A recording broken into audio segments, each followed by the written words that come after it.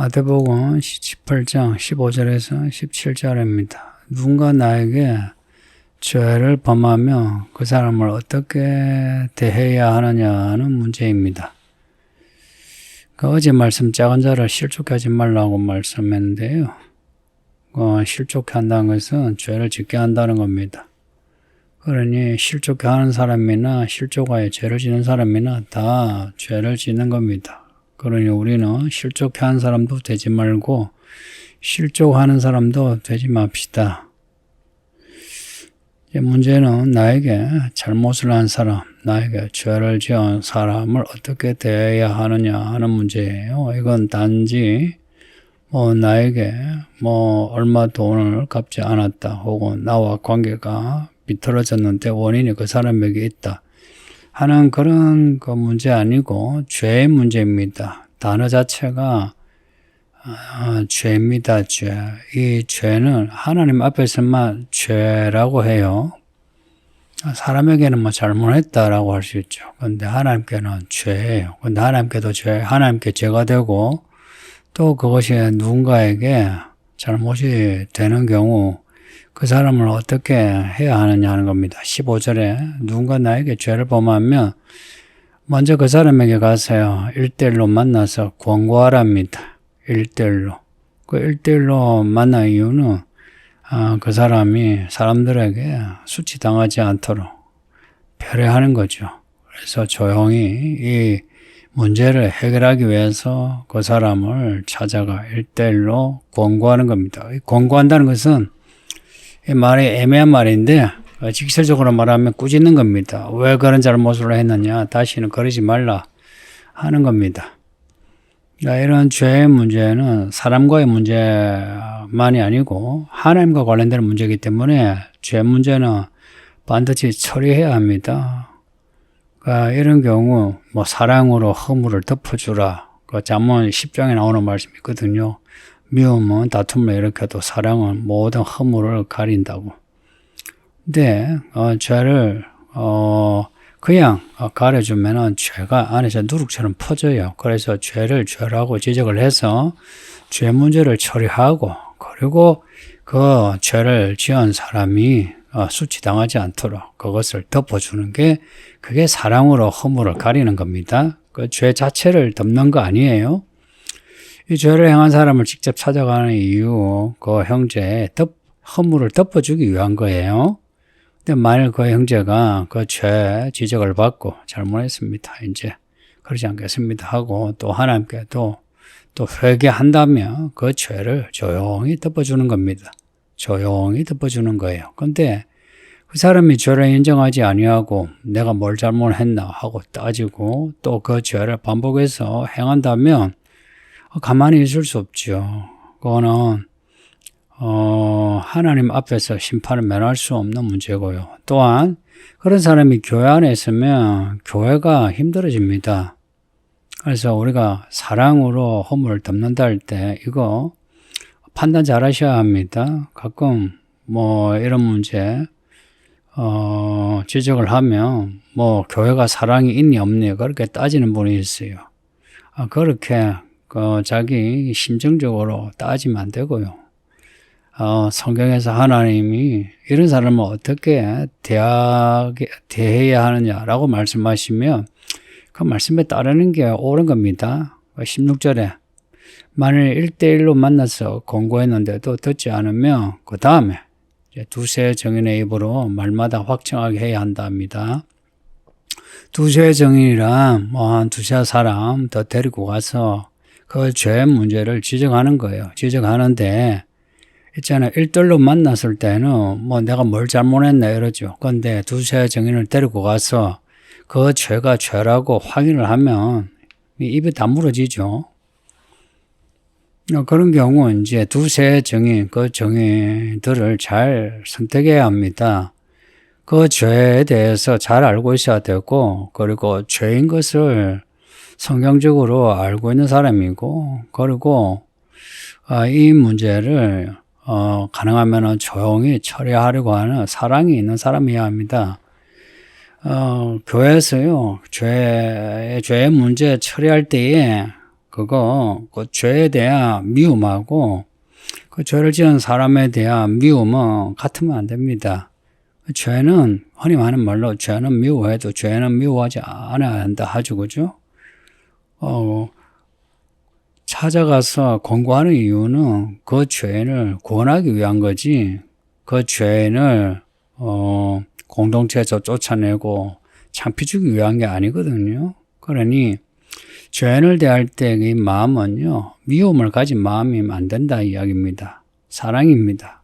사랑은요, 우리끼리 뭐 사랑합니다 이런 사랑이 아니고 구원입니다. 구원. 구원이 뭐냐? 죄에서 떠나 하나님 말씀으로 사는 게 구원이에요. 이 부분은 명확히 하세요. 17절에 이렇게 두 죄의 정인을 데려가서 그 죄를 확인했는데도 그래도 듣지 않는다. 이런 사람은 그래도 말 듣지 않은 사람은 정말 못된 사람이에요. 이런 사람은 이미 그 악의가 가득한 사람이에요. 이런 경우 그냥 놔두면 안 되고요. 교회에다가 말을 해야 하는 겁니다. 교회에다 말을 한다는 것은 교회는 공동체 전체를 말해요. 그래서 공동체에 최고 지도자가 있어요. 구약의 이스라엘에 대제사장이 있고 선지자가 있고 왕이 있고 하죠. 전체 공동체를 다스리는 사람이 있어요. 그 사람에게 보고를 해야 하는 거예요. 지금은 교회 당회 혹은 교회 목회자에게 이 문제를 알려야 하는 겁니다. 그러면 이제 목회자가 혹은 장로 혹은 목자가 그 차원에서 직접 권고하는 겁니다. 이제 교회 차원까지 올라가지 않도록 성도들이 이 문제를 지혜롭게 잘 처리해야 되는 거예요. 만약 교회 차원으로 간다면 이미 교회가 다 알고 있는 문제가 된다는 겁니다. 그러면 그 사람이 수치를 당해요.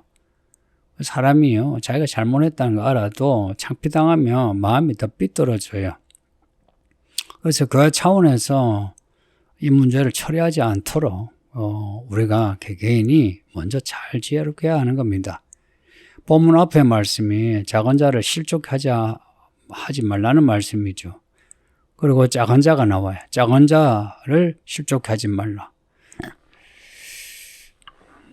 큰 자도 실족하지 말라는 거죠. 고로 교회에 어떤 사람도 실족하지 말라는 겁니다. 교회 안에 성도를 실족하지 마세요. 어떻게 실족하냐? 내가 죄를 짓는 거예요. 그래서 이 죄를 사람들에게 전이시키는 겁니다. 혹은 내가 어떤 죄를 누군가가 짓도록 내가 함정에 빠뜨리는 겁니다. 이런 사람이 의외로 많습니다. 이유는 이런 사람들은 다 자아가 강해요. 그래서 자기가 교회에서 인정을 받으면은 되게 좋아요. 근데 인정을 못 받으면 교회를 인정하지 않아요. 교회를 인정하지 않고, 교회 가르침을 인정하지 않고, 교회 사람을 인정하지 않아요. 정말 마음 아픈 거는 이런 사람이 있다는 겁니다. 근데 이런 사람이 이미 악에 맞춰서 자기가 얼마나 악해진지 몰라요. 이런 사람은 자기가 하나님이에요. 자기가 잘못을 한 사람, 그래서 그 잘못으로 피해를 입은 사람이 와서 권고해도 안 듣고요. 두세 정인이 와서 말해도 안 듣고요. 교회가 와서 말 안 들어요. 무조건 자기가 잘했다는 겁니다. 이런 사람이 있다는 거는 참 아쉬운데, 그러나 이 정도까지 악하지 않으면은 우리가 사람을 지혜롭게 잘 변화시켜야 합니다. 본 이 솔리긴 교회의 아쉬운 점은 이제 이런 잘못을 한 사람에 대해서 누군가가 가서 조용하게 지적할 수 있는 사람이 부족하다는 거예요. 그냥 죄를 보고도 넘어갑니다. 이제 그냥 넘어가면 안 되는 사람인데도 그냥 넘어가요. 왜 넘어가느냐?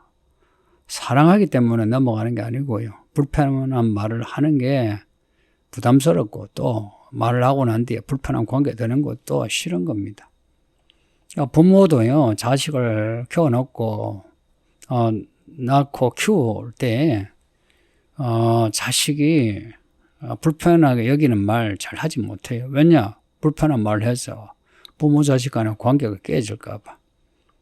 부모 자식 간에도 그렇거든요. 그래서 좋은 부모는 자녀에게 권고할 때에 권고하는 겁니다. 그래서 자녀와 관계가 조금 불편해도 그 불편을 감수하는 겁니다. 그래야 그 자녀가 죄를 짓지 않죠. 그 죄가 죄고 허물이 허물이다 하는 거, 이걸 가르쳐 줘야 되거든요.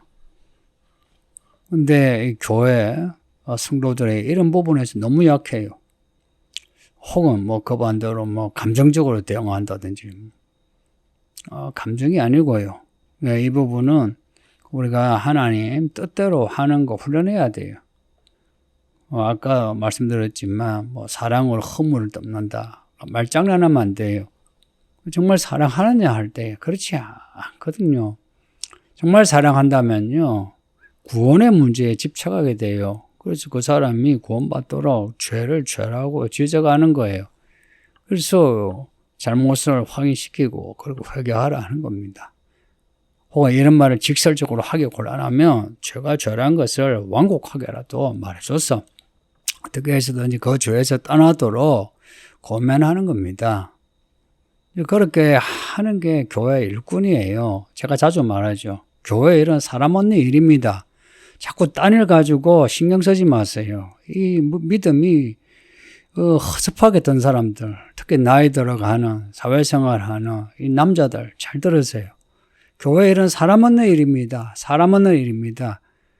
막말로 교회 안에 작은 아이, 이 아이들 하나 얻지 못하면서, 새신자 얻지 못하면서 어떻게 교회 일을 하려고 합니까? 새신자들 다 기존의 성도들이 다 키워야 할 사람들이죠. 근데 그 사람들은 놔두고 왜 나를 알아주지 않느냐, 뭐 그런 식으로. 그리고 아이들은 물러가, 그런 식으로. 애들이 뭐 버릇이 있니 없니? 그러면은 그 말하는 당신은 버릇이 있습니까? 싸가지 없잖아요. 싸가지란 말이 사투리인데 싸가지 없고 뭐 버릇 없잖아요. 그런데 사람들 보고 버릇이 있니 없니 그래요.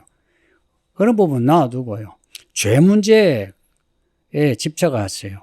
아이들이 버릇이 있고 없고 그거는 그냥 놔두세요. 당신 아들, 딸만 참견하시고, 우리가 참견해야 될 부분은 죄 문제입니다. 버르장머리 이런 거 따지지 마세요. 이런 말을 여러분이 좀 알아들었으면 싶어요. 왜 이 교회에 아직 나이 든 사람들이 있는데 왜 아직 장로가 없는지 한번 생각해 보세요. 예수님이 생전에 교회 말씀하신 거 앞에 16장하고 오늘 본문이에요. 16장에서 내 교회 세운다 하실 거예요. 그리고 여기에 교회 말하고 교회가 나와요. 교회에 천국의 열쇠를 주신다고요. 그리고 오늘 본문은 교회 7일을 말씀합니다.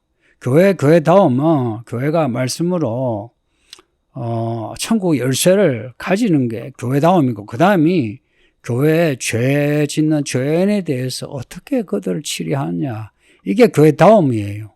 그래서 우리 교회는 이 두 가지에 집중하려고 해요.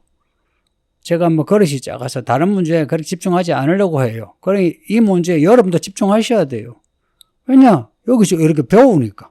배운 대로 해야지. 여기서 배운 것도 제대로 안 하면서 무슨 뭐 믿음을 가졌다 할 수 있습니까? 그리고 무엇이든지 죄를 지적하고 고면할 때는 그건 사랑입니다. 지적을 냉정하게 할지라도 그것은 그 죄의 뿌리를 뽑기 위한 것이지, 그 사람 내가 미워서, 내가 기분 나빠, 감정이 내가 있어서 말하면 안 되고요. 야간 그 사람이 돌이켜 하나님께로 돌아가 구원받게 하기 위해서입니다. 이제 아쉬운 점 하나 이야기하면, 이제 이런 그 죄 지은 사람, 그리고 두세 정인의 말로도 듣지 않은 사람은 이미 악해질 대로 악해져서 교회가 치리해도 안 듣는다는 겁니다. 100이면 100 막 그렇더라고요. 여러분은 그렇게까지 악해지지 마세요.